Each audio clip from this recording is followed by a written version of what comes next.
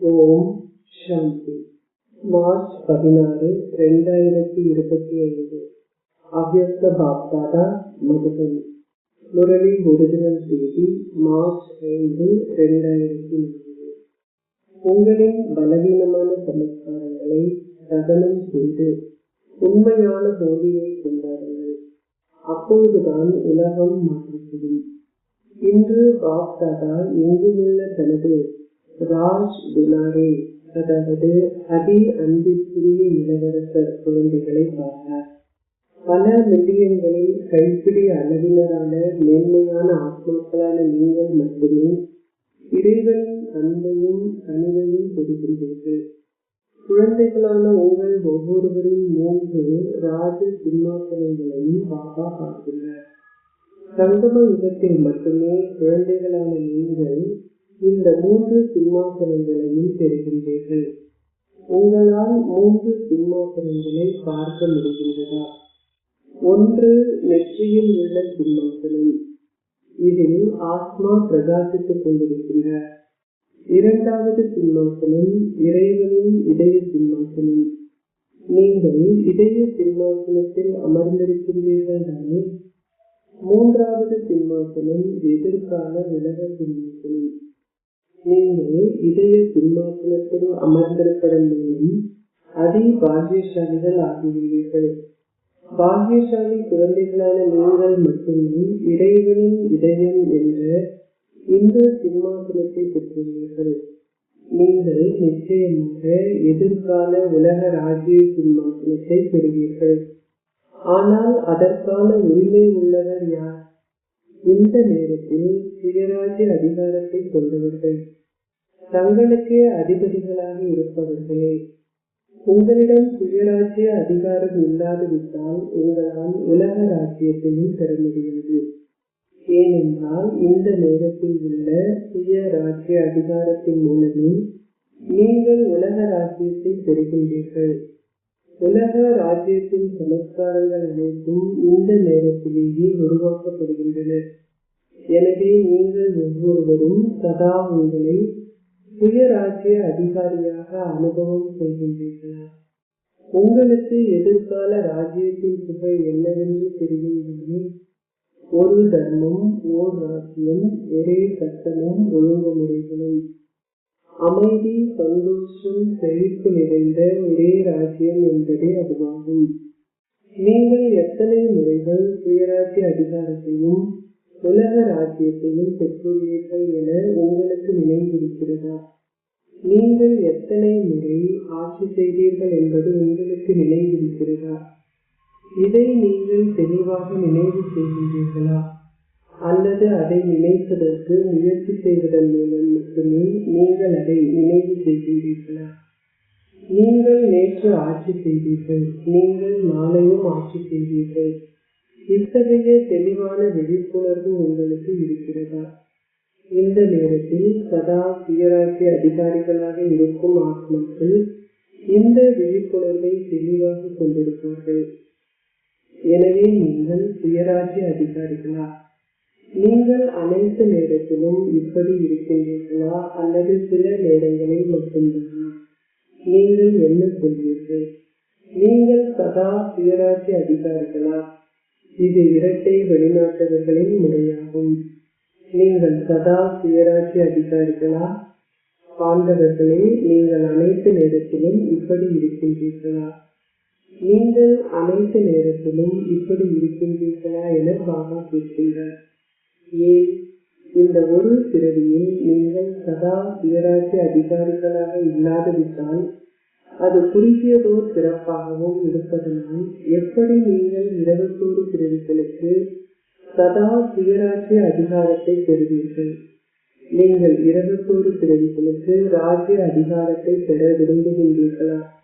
அல்லது சில நேரங்களில் மட்டும்தானா? உங்களுக்கு என்ன வேண்டும்? நீங்கள் அனைத்து நேரத்திலும் இப்படி ஆக விரும்புகின்றீர்களா? எப்போதும் குறைந்தபட்சம் தலையை அசையுங்கள்.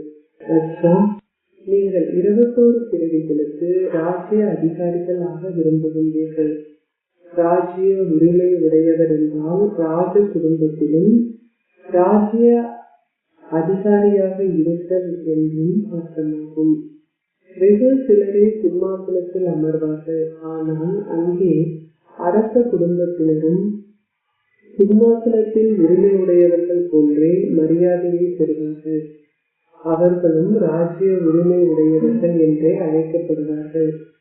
எவ்வாறாயினும் அந்த கணக்கு இந்த நேரத்துடன் தொடர்புடையது. இப்பொழுது சில நேரங்களில் மட்டும் என்று இருந்தால் அந்த நேரத்திலும் அது சில நேரங்களில் என்றே இருக்கும். இப்பொழுது அனைத்து நேரங்களிலும் என்றிருந்தால் அப்பொழுதும் அனைத்து நேரங்களும் என்றிருக்கும். எனவே பாப்தாதாவிடமிருந்து முழுமையான உரிமையை பெறுதல் என்றால் நிகழ்காலத்திற்கான உரிமையையும் அத்துடன் எதிர்காலத்திலும் முழுமையான 21 பிறவிகளுக்கான உரிமைகளையும் பெறுதல் என்று அர்த்தம். எனவே இரட்டை வெளிநாட்டவர்களான நீங்கள் முழுமையான உரிமையா, அரைவாசி உரிமையா அல்லது சிறிதளவை மட்டுமா பெற்றுள்ளீர்கள்? நீங்கள் எதை எடுத்துச் சென்றீர்கள்? நீங்கள் உங்களின் முழுமையான உரிமைகளை பெற விரும்புகின்றீர்கள் தானே? முழுமையாக என்று சொல்லப்பட்டது. ஒரு பிறவியிலும் குறைவாக இருக்கக்கூடாது. எனவே நீங்கள் என்ன செய்ய வேண்டும்? பாப்தாதா ஒவ்வொரு குழந்தையையும் முழு உரிமைகளையும் கொண்டவராக ஆக்குகின்றார். நீங்கள் இப்படி ஆகிவிட்டீர்களா? உறுதியாகவா? அல்லது நீங்கள் இப்படி ஆகுவீர்களா இல்லையா என்றொரு கேள்வி இருக்கிறதா? உங்களுக்கு இந்த கேள்வி இருக்கிறதா? உங்களுக்குள் சில நேரங்களில் இந்த கேள்வி இருக்கிறதா? நான் இப்படி ஆகுவேனா இல்லையா என தெரியவில்லை. நீங்கள் இப்படி ஆக வேண்டும். உறுதியாகவா? இவ்வாறு ஆக விரும்புபவர்கள் உங்களின் கைகளை உயர்த்துங்கள். நீங்கள் நிச்சயமாக இப்படி ஆக வேண்டும். அச்சா, நீங்கள் அனைவரும் எந்த மாலையின் மணிகள் ஆவீர்கள்? 108 மணிகளா? இங்கே எத்தனை பேர் வந்திருக்கிறார்கள்? நீங்கள் அனைவரும் 108 ஒருவர் ஆக போகின்றீர்களா? எவ்வாறாயினும் இங்கே 1800 பேர் இருக்கிறார்கள். எனவே 108 மணி மாலையை அதிகரிப்பீர்களா? அஷ்டம். ஆனால் நீங்கள் 16,000 ஒருவராக விரும்பவில்லை. நீங்கள் 16,000 ஒருவராகுவீர்களா? நீங்கள் அப்படி ஆக மாட்டீர்கள் தானே? உங்களுக்கு இந்த நம்பிக்கை இருக்கிறது. அது நிச்சயிக்கப்பட்டுள்ளது. உங்களுக்கு இந்த அனுபவம் இருக்க வேண்டும். நான் வராவிட்டால் வேறு யார்தான் வருவார்? உங்களுக்கு இந்த போதை இருக்கிறதா? நீங்கள் இப்படி ஆகாதுவிட்டால் வேறு எவரும் இப்படி ஆக மாட்டார்கள். அப்படித்தானே? நீங்களே இப்படி ஆகப் போகின்றவர்கள். நாங்களே அவர்கள் என கூறுங்கள். பாண்டவர்களே, நீங்கள் இப்படி ஆகப் போகின்றீர்களா? அச்சம். பின்னால் அமர்ந்திருப்பவர்களே, நீங்கள் அப்படி ஆகப் போகின்றீர்களா? நீங்கள் உங்களை கண்ணாடியில் பார்த்திருக்கின்றீர்களா? குழந்தைகளான உங்கள் ஒவ்வொருவரிடமும் உள்ள நம்பிக்கையை பார்க்கும் பொழுது பாப்தாதா தன்னையே அர்ப்பணம் செய்கின்றார். ஆகா ஆகா. ஒவ்வொரு குழந்தையும் ஆகா, நீங்களே அற்புதங்களை செய்பவர்கள். அப்படித்தானே? ஆகா ஆகா. ஏன் என்பது இல்லை தானே? சில நேரங்களில் அது ஏன் என்று ஆகிவிடுகிறதா? இல்லையா? ஏன் என்று ஆகிறது அல்லது ஐயோ என்று ஆகிறது. மூன்றாவதாக அழுவது. எவ்வாறாயினும் நீங்கள் ஆகா ஆகா என்று சொல்பவர்கள் தானே? பாப்தாதாவிற்கு இரட்டை வெளிநாட்டவர்களை குறித்து விசேஷமான பெருமை உள்ளது. ஏன்? பாரத மக்கள் தந்தையை பாரதத்தில் அழைத்தார்கள். எவ்வாறாயினும் தந்தைக்கு இரட்டை வெளிநாட்டவர்களான உங்களின் மீது விசேஷமான பெருமை உள்ளது. ஏனென்றால் நீங்கள் உங்களின் நேர்மையால் அன்பென்னும் பந்தனத்தால் பாப்தாதாவை கட்டி போட்டுள்ளீர்கள். பெரும்பாலானோர் நேர்மையானவர்கள். சிலர் விஷயங்களை மறைக்கின்றார்கள். ஆனால் உங்களில் பெரும்பாலானோர் உங்களின் பலவீனங்களை நேர்மையுடன் தந்தையின் முன்னால் கூறுகின்றீர்கள். வேறு எதையும் விட நேர்மையை தந்தை விரும்புகின்றார். இதனாலேயே பக்தி மார்க்கத்திலும் கடவுள் சத்தியமானவர் என்று கூறுகிறார்கள். நேர்மை என்பது மிகவும் விரும்பப்படுகிறது. நேர்மையானவர்கள் சுத்தமாகவும் இருக்கிறார்கள். அவர்கள் சுத்தமாகவும் தெளிவாகவும் இருக்கிறார்கள். இதனாலேயே இரட்டை வெளிநாட்டவர்களின் நேர்மையின் அன்பென்னும் இழையானது பாப்தாதாவை இருக்கின்றது. சில நேரங்களில் சிலர் சிறிது கலப்படமாக இருக்கிறார்கள். எவ்வாறாயினும் இரட்டை வெளிநாட்டவர்களான நீங்கள் ஒருபொழுதும் உங்களின் நேர்மை என்ற சிறப்பியல்பை கைவிடக்கூடாது. நேர்மையின் சக்தியானது ஓர் உயர்ச்சி போல் செயல்படும். அனைவரும் நேர்மையை விரும்புகிறார்கள். ஆண்டவர்களே, உங்களுக்கு இது பிடித்திருக்கிறதா? மதுபனை சார்ந்தவர்களும் நேர்மையை விரும்புகிறார்கள். மதுபனின் வெவ்வேறு இடங்களில் இருந்து வந்திருக்கும் நீங்கள் அனைவரும் உங்களின் கைகளை உயர்த்துங்கள். நீங்கள் அனைவருமே கரங்கள் என்று தாதி கூறுகின்றார். எனவே மதுபன், சாந்திவன் அனைத்து இடங்களில் இருந்தும் வந்திருக்கும் நீங்கள் அனைவரும் உங்களின் கைகளை உயர்த்துங்கள். உங்களின் கைகளை உயரை தூக்குங்கள். மதுபனில் இருந்து வந்திருப்பவர்களுக்கு நேர்மை பிடிக்குமா? நேர்மை உடையவர்கள் தந்தையை நினைவு செய்வது மிக இலகுவாக இருப்பதை உணர்வார்கள். ஏன்? தந்தையும் சத்தியமாவார். அதனால் நேர்மையானவர்களால் உண்மையான தந்தையை விரைவாக நினைக்கக்கூடியதாக இருக்கும். அவர்கள் முயற்சி செய்ய வேண்டியதில்லை.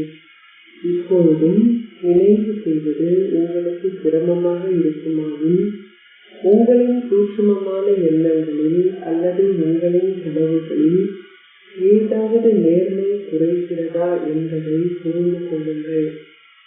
எங்கு நேர்மை இருக்கிறதோ பாபா என்ற எண்ணம் ஏற்பட்ட உடனேயே பிரபு அங்கே பிரசன்னமாகி விடுவார். இதனாலேயே பாப்தாதா அதிக அளவில் நேர்மையை விரும்புகின்றார்.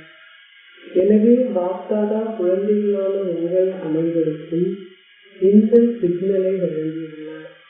நீங்கள் 21 பிறவிகளுக்கு உங்களின் முழுமையான ஆட்சியை பெற விரும்பினால் இப்பொழுது உங்களின் சொந்த ராஜ்யத்தை சோதனை செய்யுங்கள். இப்பொழுது ஒரு சுயராஜ்ய அதிகாரி ஆகுங்கள். எந்த அளவிற்கு நீங்கள் இப்படி ஆகின்றீர்களோ அதற்கு ஏற்ப நீங்கள் ஓர் உரிமையை பெறுவீர்கள். ஓர் ராஜ்யத்தில் புகழ் உள்ளது. ஓர் ராஜ்யமே இருக்கும், 2 அல்ல. எனவே உங்களின் சுய ராஜ்யத்தின் தற்போதைய ஸ்திதியில் சதா ஒரே ராஜ்யமே இருக்கிறதா? சுயராஜ்ய அதிகாரம் உள்ளதா? அல்லது சில நேரங்களில் யாராவது ஒருவரின் ராஜ்யம் ஆட்சி நடக்கிறதா? சில நேரங்களில் மாயையின் ராஜ்யம் இருக்குமாயின் அதை நீங்கள் யாராவது ஒருவரின் ராஜ்யம் என்று அழைப்பீர்களா? அல்லது உங்களின் சுய ராஜ்யம் என்று அழைப்பீர்களா? எனவே உங்களிடம் சதா ஓர் ராஜ்யம் இருப்பதையும் நீங்கள் மற்றவர்களில் தங்கியிருக்கவில்லை என்பதையும் சோதித்து பாருங்கள். சில நேரங்களில் மாயையின் ராஜ்யமும் சில நேரங்களில் உங்களின் சொந்த ராஜ்யமும் உள்ளனவா? இதிலிருந்து நீங்கள் இன்னமும் உங்களின் முழுமையான ஆட்சியை பெறுகின்றீர்கள் என்பதை உங்களால் புரிந்து கொள்ள முடியும். இதன் அர்த்தம் நீங்கள் அதை பெறவில்லை, ஆனால் இனிமேல் தான் அதை பெறப் போகின்றீர்கள் என்பதாகும். எனவே சோதித்து பாருங்கள். உங்களிடம் சதா ஒரே ராஜ்யம் இருக்கிறதா? ஒரே தர்மம் இருக்கிறதா? தர்மம் என்றால் தாரணை என்று அர்த்தம். எனவே விசேஷமான தாரணை என்ன? அது தூய்மைக்கானது. எனவே உங்களின் எண்ணங்களிலும் கனவுகளிலும் ஒரே தர்மம், அதாவது தூய்மை இருக்கிறதா? உங்களின் எண்ணங்களில் அல்லது கனவுகளில் தூய்மையின்மையின் நிழலேனும் இருக்குமாயின் நீங்கள் என்ன சொல்வீர்கள்? அது ஒரே தர்மமா? அங்கே சம்பூர்ணமான தூய்மை இருக்குமா? எனவே இதை சோதித்து பாருங்கள். ஏன்? காலம் இப்பொழுது வேகமாக செல்கிறது. எனவே காலம் வேகமாக செல்லும் பொழுது நீங்கள் மெதுவாக செல்வீர்களாயும் உங்களால் நேரத்துக்கு உங்களின் இலக்கை அடைய முடியாமல் இருக்கும். ஆகவே சதா சோதித்து பாருங்கள். ஒரே ராஜ்யம் இருக்கிறதா? ஒரே தர்மம் இருக்கிறதா? சட்டமும் ஒழுங்குமுறையும் இருக்கிறதா? அல்லது மாயை தனது கட்டளைகளை கொடுக்கின்றதா? கடவுளின் குழந்தைகள் ஸ்ரீமத் என்ற சட்டத்தையும் ஒழுங்குமுறையையும் பின்பற்றுகின்றார்கள். மாயையின் சட்டத்தையும் ஒழுங்குமுறைகளையும் அல்ல. ஆகவே சோதித்து பாருங்கள். எதிர்காலத்தின் சமஸ்காரங்கள் இப்பொழுது புலப்பட வேண்டும். ஏனென்றால் இப்பொழுதே நீங்கள் அந்த சமஸ்காரங்களால் நிறைந்திருக்க வேண்டும். நீங்கள் அங்கே உங்களை அவற்றால் நிறைக்க மாட்டீர்கள். நீங்கள் இங்கேயே உங்களை அவற்றால் நிறைத்துக் கொள்ள வேண்டும். உங்களிடம் சந்தோஷம் இருக்கிறதா? உங்களிடம் அமைதி இருக்கிறதா? உங்களிடம் செல்வ செழிப்பு இருக்கிறதா? உங்களின் சந்தோஷம் இப்பொழுது வசதிகளில் தங்கியிருக்கை இல்லைதானே? உங்களுக்குள் அதீந்திரிய சுகம் இருக்கிறதா?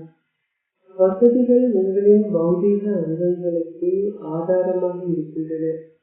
அதீந்திரிய சுகம் வசதிகளில் தங்கியிருப்பதில்லை. உங்களிடம் நிலையான சிந்திக்க முடியாத அமைதி உள்ளதா? அது ஒருபோதும் சிந்திக்கப்படுவது இல்லை அல்லவா? சத்திய ராஜ்யத்தின் புகழ் என்ன? சிந்திக்க முடியாத அமைதி, அசைக்க முடியாத அமைதி. அந்த முழுமை உங்களுக்குள் இருக்கிறதா? செல்வத்தை பொறுத்தவரை என்ன நடக்கும்? நீங்கள் சம்பூர்ணமாகவும் முழுமையாகவும் ஆகுவீர்கள். உங்களிடம் அனைத்தின் செல்வமும் இருக்கிறதா? நற்குணங்கள், சக்திகள், ஞானம் என்பவை உங்களின் செல்வங்களே. அதன் அடையாளம் என்ன?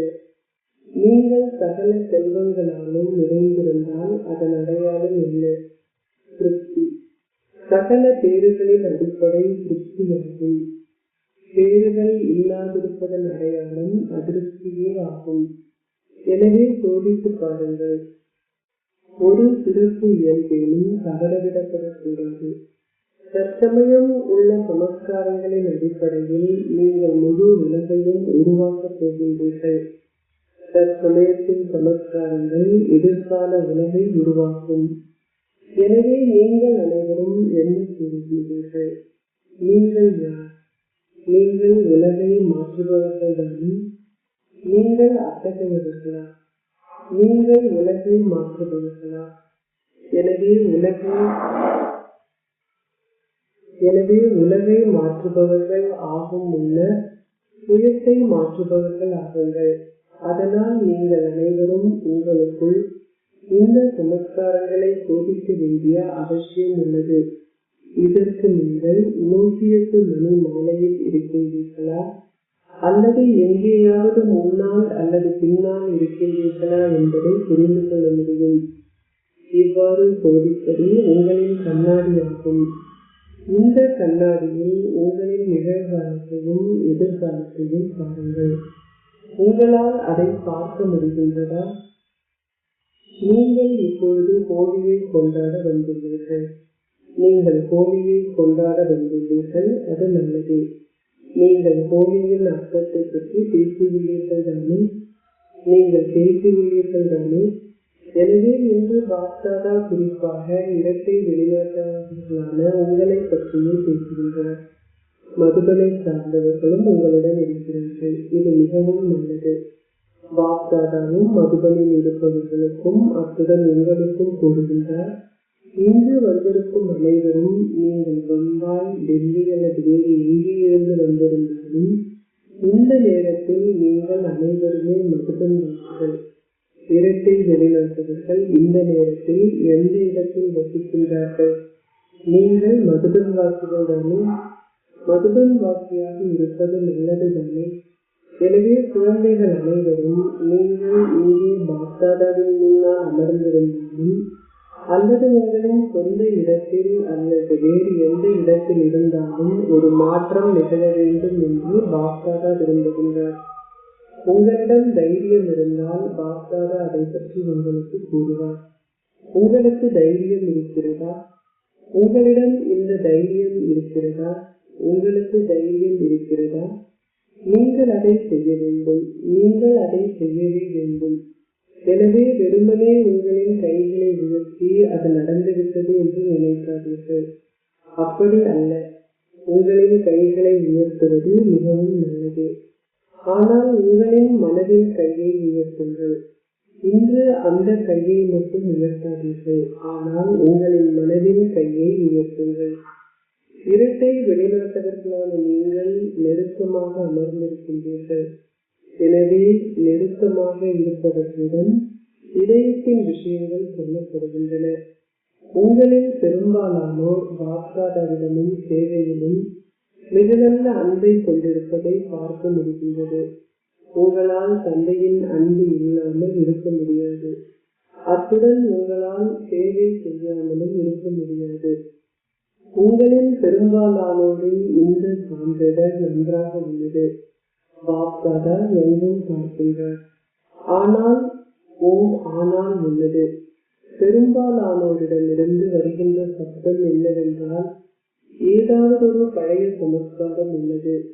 இது எனது விருப்பத்திற்கு மாறாக என்னை இழுக்கின்றது. எனவே நீங்கள் இப்பொழுது ஹோலியை கொண்டாட வந்துள்ளீர்கள். எனவே ஹோலி என்றால் கடந்ததை கடந்ததாக ஆக்குங்கள் என்பதாகும். அது நடந்தது. அது இப்போது முடிந்துவிட்டது. எனவே உங்களுக்குள் சிறிதளவேனும் ஏதாவது சமஸ்காரம் இருக்குமாயின் 5%, 10% அல்லது 30% இருந்தாலும், அது எவ்வளவாக இருந்தாலும், 5% இருந்தாலும், அந்த சமஸ்காரங்களின் ஹோலியை நிறுத்தி விடுங்கள். இந்த சமஸ்காரம் உங்களையும் மற்றவர்களையும் அவ்வப்போது குழப்புகிறது என நினைப்பவர்கள் அது என்ன என்பதை நீங்கள் புரிந்து கொள்கிறீர்கள் தானே? நீங்கள் அதை புரிந்து கொள்கின்றீர்களா? எனவே ஒரு ஹோலி எரிப்பதற்கும் மற்றைய ஹோலி நிரம்பூட்டுவதற்கும் ஆகும். 2 வகையான ஹோலிகள் உள்ளன. கடந்தது கடந்ததாகவே இருக்கட்டும் என்பதே ஹோலி என்பதன் அர்த்தம். எனவே உலக மாற்றம் நடக்காமல் இருப்பதற்கு காரணமாக இருக்கும் உங்களிடம் உள்ள சமஸ்காரங்கள் எவையாக இருந்தாலும் இன்றே அந்த பலவீனமான சமஸ்காரத்தை எரித்துவிட வேண்டும். அதாவது அந்த பலவீனமான சமஸ்காரத்தை தகனம் செய்துவிட வேண்டும் என்றே பாப்தாதா விரும்புகின்றார். எரிப்பதும் தகனம் செய்வது என்றே அழைக்கப்படுகிறது. அப்படித்தானே? ஒருவர் இறக்கும் போது தகனம் இடம்பெறும். அதாவது அது அனைத்து நேரத்துக்கும் முடிக்கப்பட வேண்டும் என அவர்கள் கூறுகிறார்கள். எனவே இன்று உங்களால் அந்த சமஸ்காரங்களின் தகனத்தை செய்ய முடியுமா? உங்களால் அதை செய்ய முடியுமா? அந்த சமஸ்காரங்கள் வருவதை நாம் விரும்பவில்லை. ஆனால் அவை வருகின்றன. எனவே நாம் என்ன செய்வது என நீங்கள் கூறுகிறீர்கள். நீங்கள் இப்படி நினைக்கின்றீர்களா? அது தவறுதலாக வருகிறது. நீங்கள் யாராவது ஒருவருக்கு கொடுத்த ஏதாவது தவறுதலாக உங்களிடம் திரும்பி வந்தால் நீங்கள் என்ன செய்வீர்கள்? நீங்கள் அதை கவனமாக அலமாரியில் வைத்தீர்களா? எனவே அது திருப்பி வந்தாலும் உங்களின் இதயங்களில் அதை வைத்திருக்காதீர்கள். ஏனென்றால் தந்தையே உங்களின் இதயங்களை அமர்ந்திருக்கின்றார். அப்படித்தானே? அந்த சமஸ்காரங்களை தந்தையுடன் கூடவே வைத்திருப்பதை நீங்கள் விரும்புவீர்களா? நீங்கள் அதை விரும்ப மாட்டீர்கள் தானே? எனவே தவறுதலாக கூட அது திரும்பி வருமாக இருந்தால் உங்களின் இதயபூர்வமாக பாபா பாபா பாபா என கூறுங்கள். அவ்வளவுதான். அதை முடித்து விடுங்கள். ஒரு முற்றுப்புள்ளி வைக்கப்பட வேண்டும். பாபா எத்தகையவர்? புள்ளியாக இருப்பவர். எனவே நீங்கள் உங்களின் இதயபூர்வமாக அதை சொன்னால் மட்டுமே ஒரு முற்றுப்புள்ளி வைக்கப்படும். உங்களின் சொந்த சுயநலத்தோடு நீங்கள் பாபாவை இணைத்துக் கொண்டு பாபா இதை எடுத்து விடுங்கள், பாபா அதை எடுத்து விடுங்கள் என கூறினால் நீங்கள் அதை உங்களுடனேயே வைத்துக் கொள்வீர்கள். நீங்கள் பாபாவிடம் அதை எடுக்கும்படி கூறினால் அவரால் அதை எப்படி எடுக்க முடியும்? எனவே நீங்கள் என்ன செய்வீர்கள்? நீங்கள் ஹோலியை கொண்டாடுவீர்களா? நீங்கள் அதை கொண்டாடுவீர்களா? அது நடந்துவிட்டது. இந்த வித சந்தர்ப்பமான எண்ணத்தை கொண்டிருப்போம் என நினைப்பவர்கள் ஓகே, நீங்கள் மீண்டும் மீண்டும் அதை அகற்றுவதற்கு முயற்சி செய்வீர்கள் தானே? இப்பொழுது அது போய்விடும். அதை உங்களுக்குள் உள்ளேயே வைத்திருக்காதீர்கள். நான் என்ன செய்வது, எப்படி நான் இதை செய்வது, என்னால் அதை அகற்ற முடியவில்லையே, இப்படி கூறாதீர்கள். நீங்கள் அதை அகற்றவே வேண்டும். எனவே உங்களிடம் இந்த வித சந்தர்ப்பமான எண்ணம் இருக்கிறதா? இதை செய்ய இருப்பவர்கள் உங்களின் கைகளை உயர்த்துங்கள். உங்களின் மனதின் கையை உயர்த்துங்கள், புறத்தே அல்ல. உங்களின் மனதின் கையை உயர்த்துங்கள். சிலர் தமது கைகளை உயர்த்துகின்றார்கள், இல்லை, அவர்கள் தமது கைகளை உயர்த்தவில்லை. மிகவும் நல்லது. பாராட்டுகள், பாராட்டுகள். ஒரு புறம் முன்னோடி குழுவினர் வார்த்தாளரிடம் மீண்டும் மீண்டும் கேட்கிறார்கள், எவ்வளவு காலத்திற்கு, எவ்வளவு காலத்திற்கு, எவ்வளவு காலத்திற்கு. இரண்டாவதாக பஞ்ச பூதங்களும் தந்தையிடம் கூறுகின்றன, இப்போது மாற்றத்தை கொண்டு வாருங்கள். தந்தை பிரம்மாவும் கூறுகின்றார், எப்போது பரந்தாமத்தின் வாசல் திறக்கும்? நீங்கள் அவருடனேயே செல்ல விரும்புகின்றீர்கள் தானே? நீங்கள் பின்னால் விடப்படுவதை விரும்பவில்லை தானே? நீங்கள் அவருடன் செல்வீர்கள் தானே? நீங்கள் அவருடன் சேர்ந்து வாசலை திறப்பீர்கள். பிரம்மா பாபா சாவியை போட்டு திறந்தாலும் நீங்கள் அவருடன் இருப்பீர்கள் தானே? எனவே இப்பொழுது இந்த மாற்றத்தை கொண்டு வாருங்கள். அவ்வளவுதான். நீங்கள் இந்த மாற்றத்தை கொண்டு வர வேண்டும். அது உங்களுக்கு சொந்தமான ஒன்று அல்ல. யாராவது ஒருவருக்கு சொந்தமான ஒன்றை, ராவணனுக்கு சொந்தமான ஒன்றை நீங்கள் ஏன் வைத்திருக்கின்றீர்கள்? யாராவது ஒருவருக்கு சொந்தமான எதையும் நீங்கள் வைத்திருப்பீர்களா? எனவே இது யாருக்கு சொந்தமானது? அது ராவணனுக்கு சொந்தமானது, அப்படித்தானே? அவனுக்கு சொந்தமான எதையும் நீங்கள் ஏன் வைத்திருக்கின்றீர்கள்? நீங்கள் அதை வைத்திருக்க வேண்டுமா? நீங்கள் அதை வைத்திருக்க மாட்டீர்கள் தானே? உறுதியாகவா, நிச்சயமாகவா? அல்லது நீங்கள் ஹோலியை நிறங்களுடன் கொண்டாடலாம். ஆனால் முதலில் இந்த ஹோலியை கொண்டாடுங்கள். கருணை நிறைந்தவர் என்பதை உங்களின் புகழ் என்பதை உங்களால் பார்க்க முடிகின்றது. நீங்கள் அத்தகையவர்களா? நீங்கள் கருணை நிறைந்த இறைவன் இறைவிகள், அப்படித்தானே? நீங்கள் அத்தகையவர்களா? எனவே உங்களுக்கு கருணை பிறக்கவில்லையா? உங்களின் சகோதர சகோதரிகள் மிகவும் சந்தோஷம் இல்லாமல் இருக்கிறார்கள். அவர்களின் துன்பத்தை பார்க்கும்போது உங்களுக்கு கருணை பிறக்கவில்லையா? உங்களுக்கு கருணை பிறக்கிறதா? எனவே உங்களின் சமஸ்காரங்களை மாற்றுங்கள். அப்பொழுது உலகம் மாறும். உங்களின் சமஸ்காரங்களை நீங்கள் மாற்றும் வரைக்கும் உலகத்தாலும் மாற முடியாது. எனவே நீங்கள் என்ன செய்வீர்கள்?